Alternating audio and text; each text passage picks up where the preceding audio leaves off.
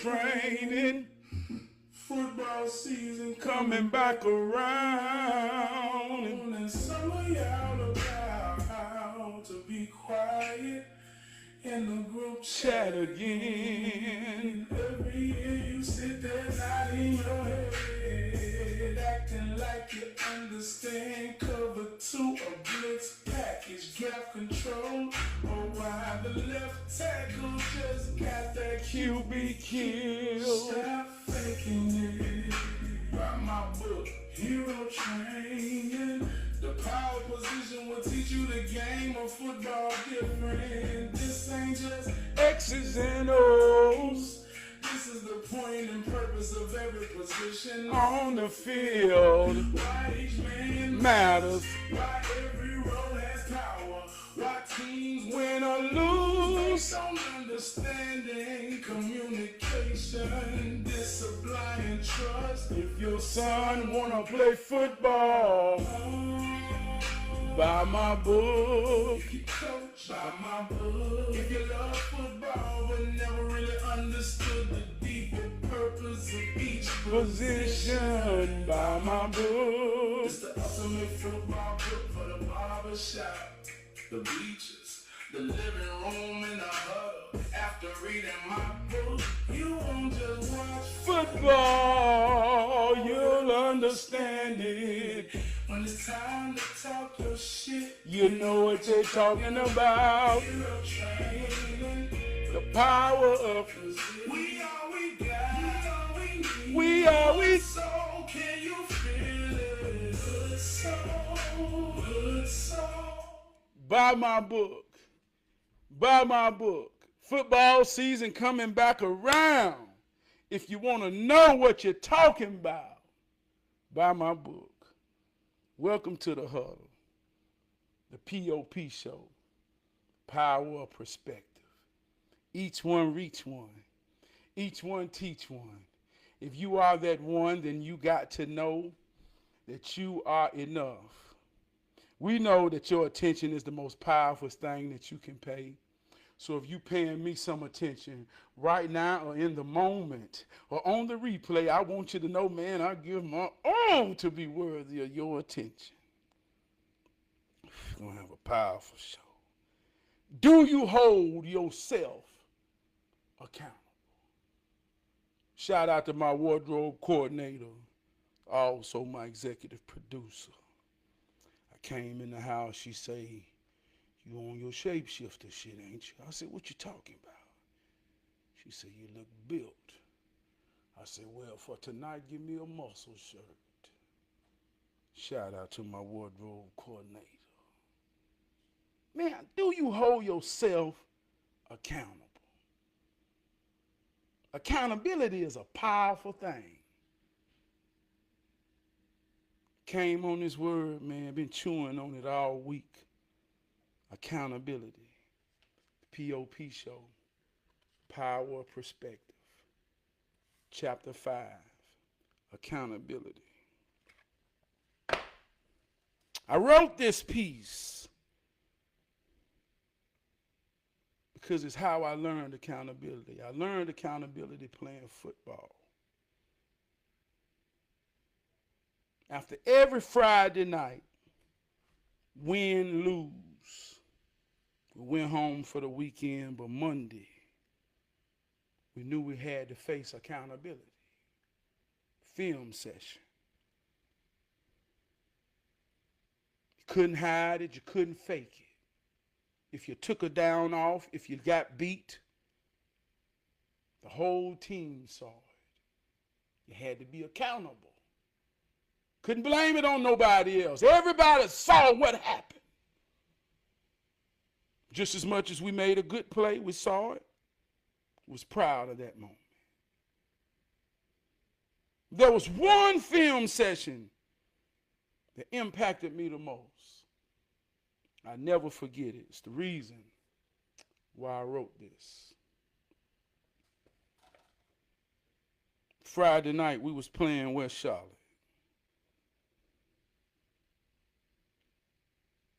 I'm a leader, I'm a captain. Rallying all my teammates.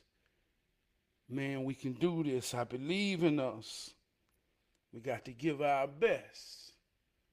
I got something to prove.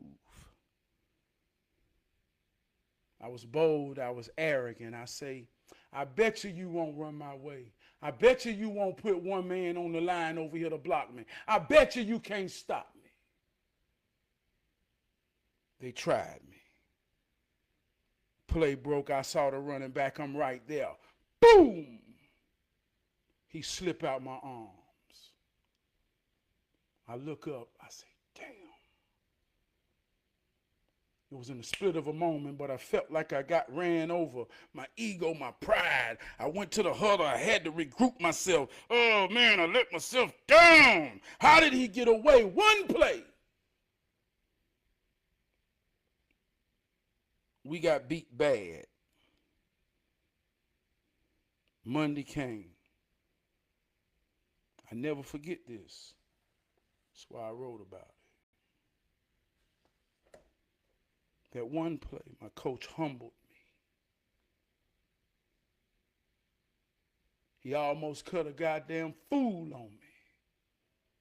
Pathetic arm tackle. He made an example. I ain't never had to stand in my accountability more in my life of playing football than that day for that one play. I wrote about it in my book. Last week, there's a guy on Facebook named Chris Clark. He's been posting football pictures, football videos for the last 27 years ago. He's been posting clip after clip after clip. Man, it's exciting. I'm wondering, I know, damn, did he have it? Was he at any South Met games?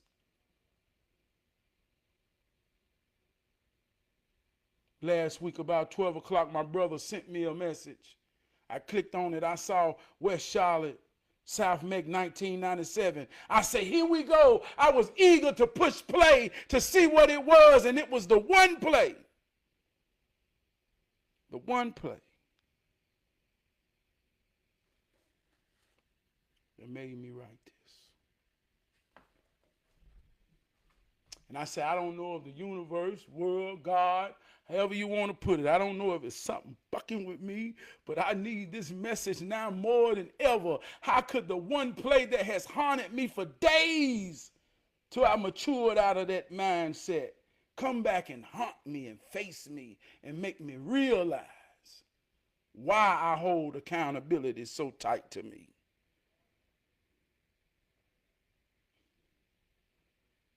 Do you hold yourself accountable? Alexa, what is the meaning of accountability? Accountability is usually defined as the state of being accountable, liable, or answerable. For more, ask me to give you more definitions for accountability. Did that answer your question? Alexa, what is the meaning of accountable? The adjective accountable is usually defined as subject to the obligation to report, explain, or justify something, responsible, answerable. For more, ask me to give you more definitions for accountable. Thank you. You are so very welcome. Hope you had a good Thursday. Can you hold yourself accountable? Do you hold yourself accountable? Can you hold those around you accountable? If we have a mission, if we have a goal,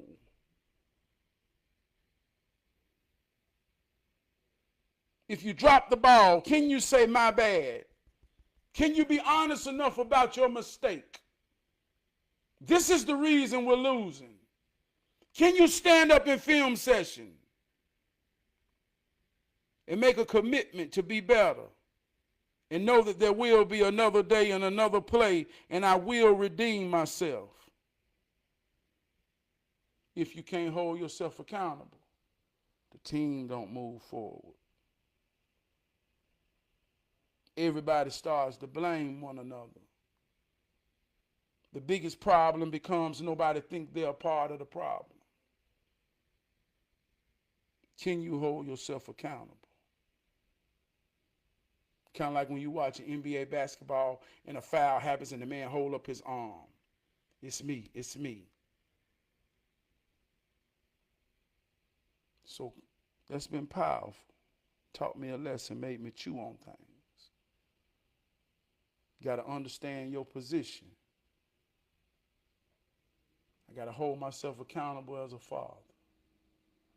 Got a play ran on me this weekend in 2 ways. Son's birthday was yesterday. All my son's life, I've been cutting his hair. He ain't never been to the barber shop. He been wanting to experience it. All his friends tell him about going to get the enhancements, the Beijing, the spray. I'm old school. I can cut, but I'm old school. He want to go experience it. So he get his first job. That's on his goal. Daddy, I'm going to go to the barber shop when I start making money.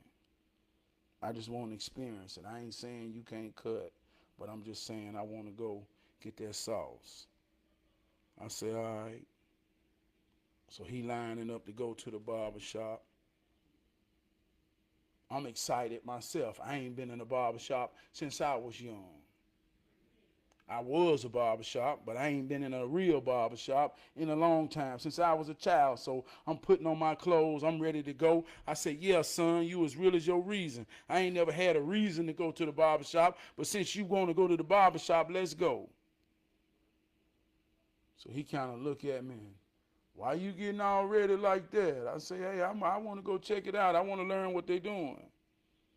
So he started creating separation. He said, well, it really ain't a barbershop, it's a studio.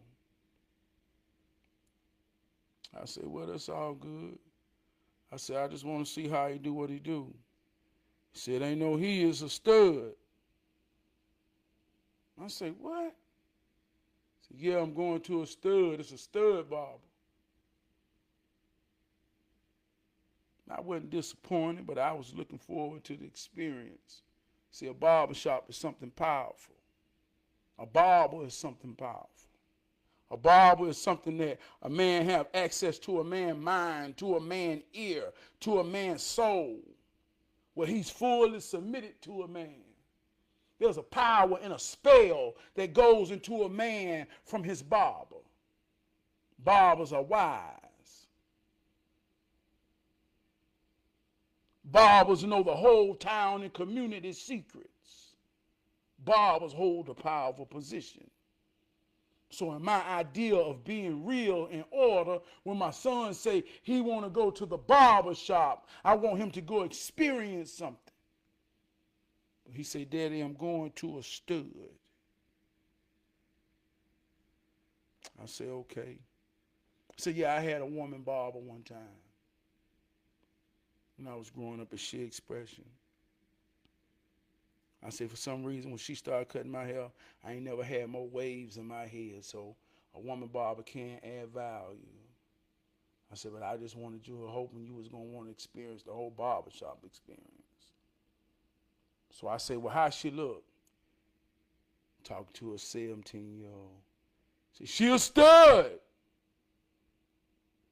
said, what that mean? She's still a woman?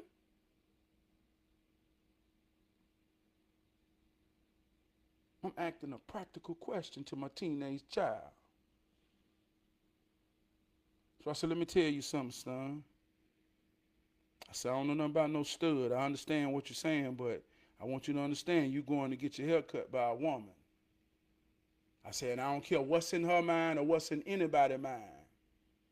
You got to understand your position when you get out here in this world and start experiencing things. Now he a teenager. He want to get out there and get away from me and have some space to go experience his own thing. But I got to hold myself accountable for making sure my son understand some real shit regardless of what the world playing with.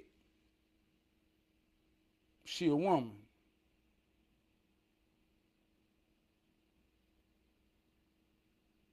And I want you to understand, son, there's something powerful in you.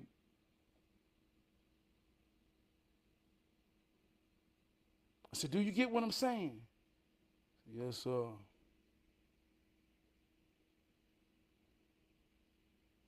So that's what I got to hold myself accountable for. That's what these young men don't understand. See, she can be a stud, and a stud can be a thing. No disrespect to a stud, but when you dealing with your son, you got to make him understand no matter what the world say, he got to treat her, respect with her, and deal with her like a woman.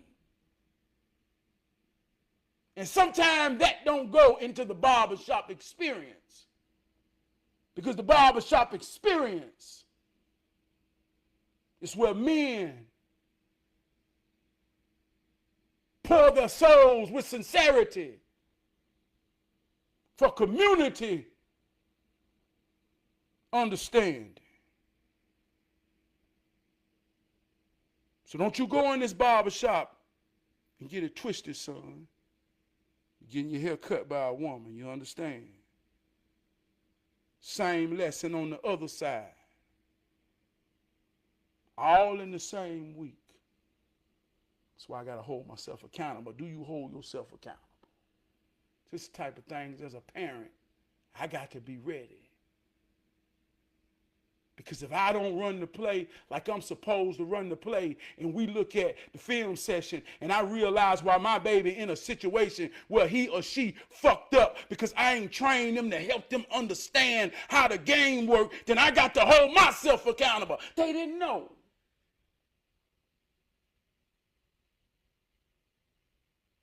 Do you hold yourself accountable? So my daughter got engulfed into the cheerleading culture.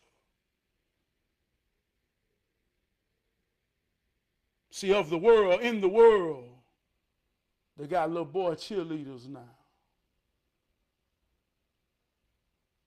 My point ain't about it being right or wrong, but subjectively I don't agree with it, or objectively.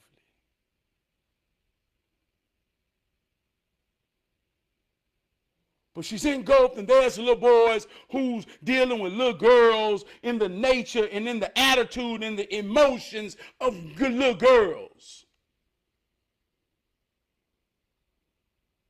So one of the little boys got beef with the other little girls as if he's a little boy. But I'm saying little boy and little girl, but these are now 15 and 16-year-olds.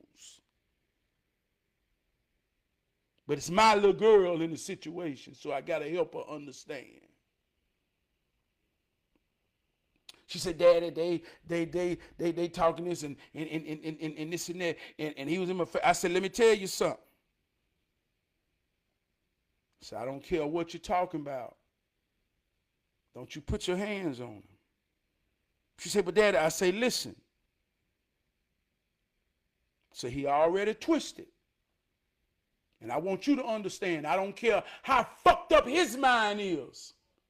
He a boy, he a young man. Don't you ever get that twisted.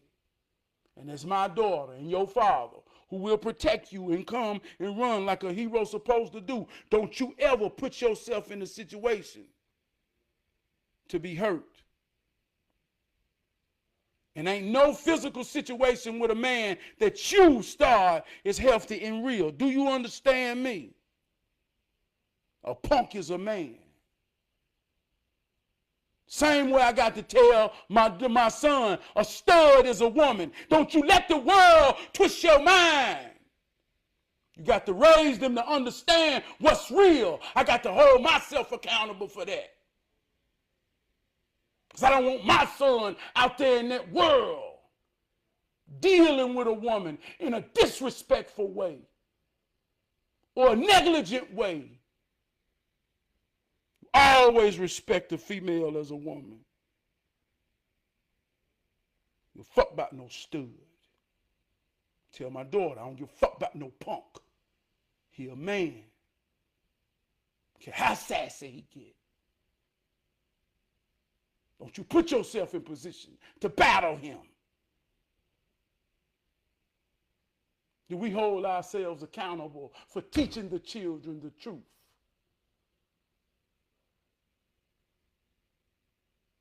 Are we real enough to take his parents into the film room, put it on game tape, fuck you dropped the ball there?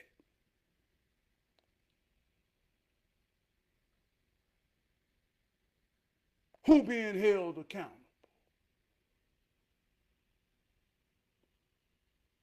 Who being held accountable? See, when we don't hold it accountable and we don't have film session,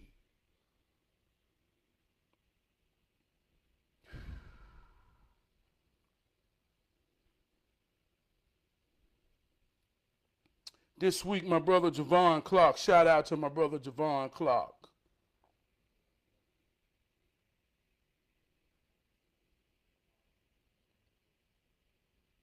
He puts out a message in a way to destroy victimhood, to destroy fake narratives that pull us emotionally in, to not see the truth objectively. Our weakness is to be controlled by our emotions. I'm talking about us, we black people. All they got to do is tickle our feelings. We're soul people.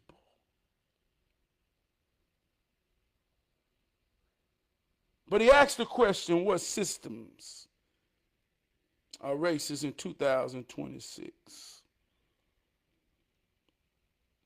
And I responded, the real estate is racist, it's rigged, it's American. I said, especially the appraisal. There was a narrative created around it to say that's bullshit.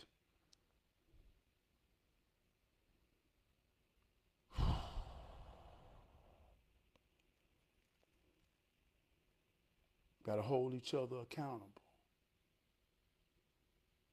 I hold myself accountable to know what I speak on my platform and any platform to help my people.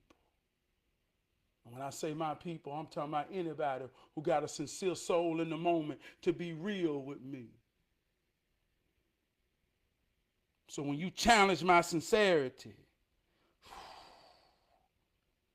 I'm ready to take it to the film.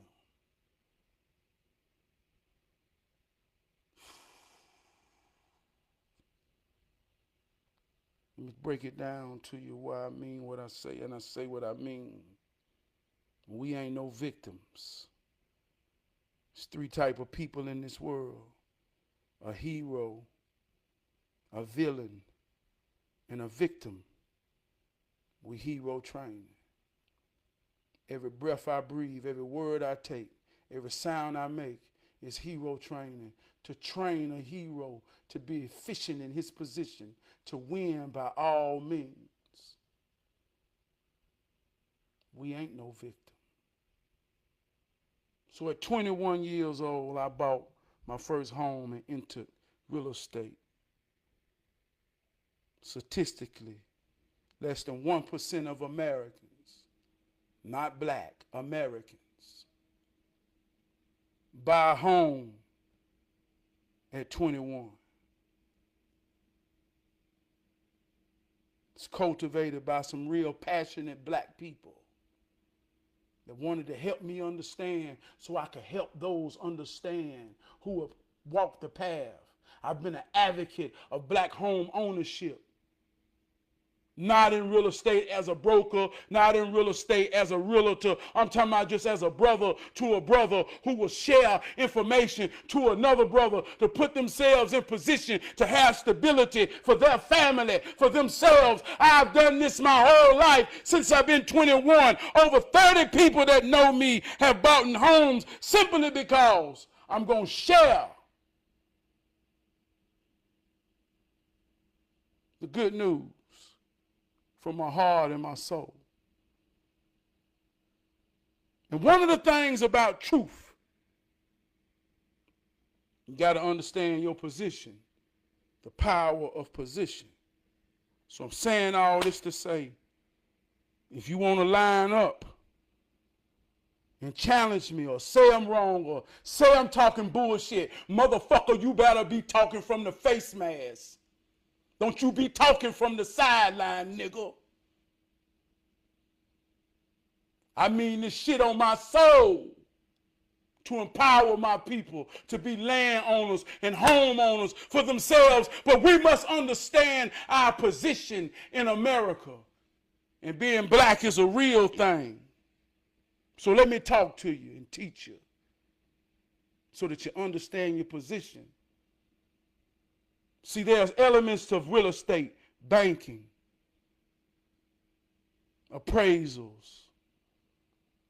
And one of the things from our perspective is we want to be homeowners so much and so bad, and it's a powerful thing. But we focus on getting in. I just want to get in my own house. So many of us do. We sign a mortgage for 30 years. In 30 years, you should be hitting around retirement. Your house will be paid for. Life will be good. 7 out of 10 that get in don't have a plan to come out. There's two sides of the market, a buyer and a seller. See, when I was young and naive and just wanted to be in, I looked at black men around me. I grew up in Hidden Valley, a black neighborhood in Charlotte, North Carolina. There was a prominent neighborhood, yard of the week, neighborhood elementary, 98% black. Pride, honor. How dare you always think of a fucking crackhead or drug-infested area when I speak of a black neighborhood and how the game is rigged. Talking real life shit.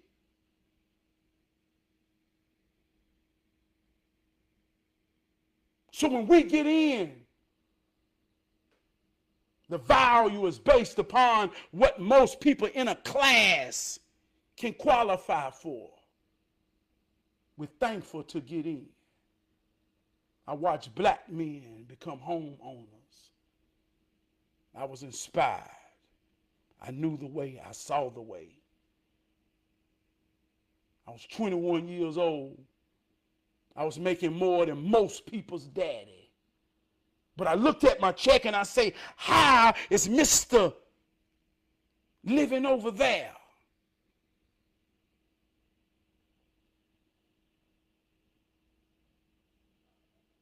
Mr. told me, he said, listen, Trav, it happens in stages, son. I ain't always stayed here. I used to stay over there. It's a stepping stone. But if you follow the order, by the time you get where you're supposed to be, you'll be at a place where people can't understand if they ain't paid attention to the journey. He says, so young man, right now, you get in where you can afford. Right now, you don't have a family, but you got to get in for where you're at, and you got to grow. So I went in on the ground level. I was naive. They say if you buy houses, then when you sell it, it's gonna be worth some. It's gonna be worth some. It's gonna be worth some. I paid $70,000. Stayed in it 15 years. Sold it. Just logically thinking, a naive young man who's doing the right thing. If I stayed in it for 15 years, I at least want to make $15,000. I ain't asking for much. I paid 70. I just want to charge it for 85,000. They say to sell your home for 85,000, it got to be looking good. Man, I restored a home from the roof to the tutor. Doing a good job. But what made me difference in the whole community, I was going out. I was looking for a way out. So when I put it on the market, white man come and told me word for word after I was heartbroken. He said, no matter what you do to your house, and he said, by God, I'm going to tell you, young man, your house is phenomenal.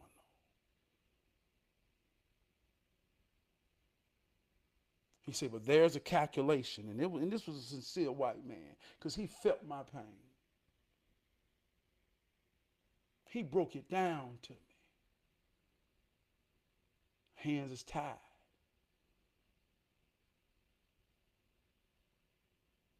There's a cap because the ethnicity around your neighborhood.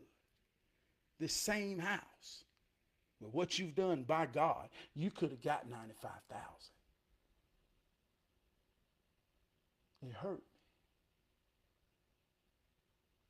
So when we understand our position, instead of saying it's bullshit, understand it's about position. See, our position as black people is a cultural, soulful position. If I buy a house, I'm just so thankful that I can have stability. But we don't really talk about the capitalism aspect. See, that's the difference between white people and black people. Everything about them is capitalizing. They don't have a moral base too much to anything. It's about capitalizing. We soul folk. We be thankful. We be grateful. We almost cursing God if to say, I don't want to live here no more. I want to go a little bit higher. How dare you be ungrateful, boy?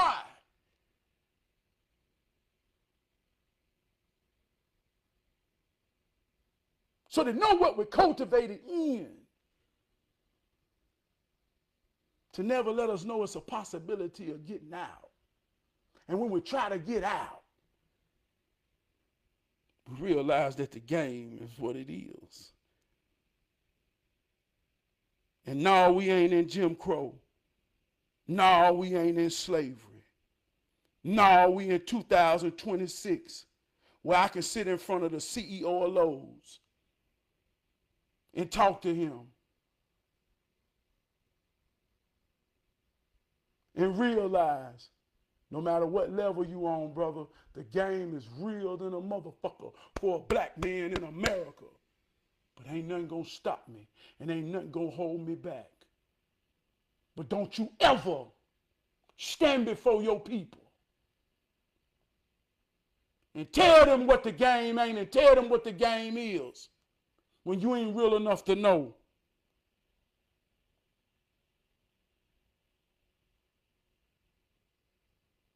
That's real life shit.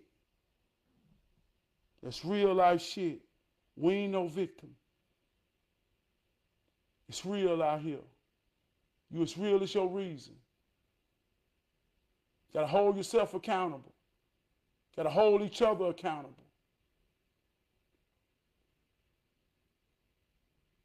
Sometimes we don't forget who we is, man. I get on the phone and I argue with grown men who say I'm not a brother because I voted different. I don't even really give a fuck about voting. But I remember when nobody gave a damn about voting. I remember when we was we and us was us. And we knew what mattered and who mattered.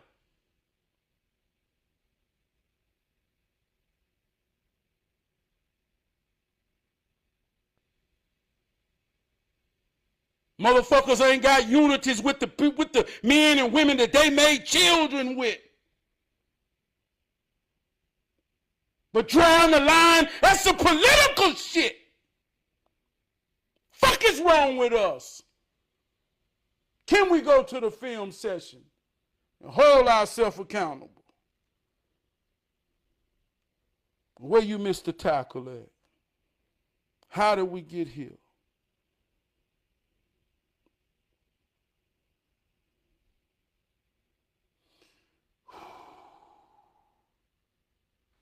Muscle shirt made me get aggressive.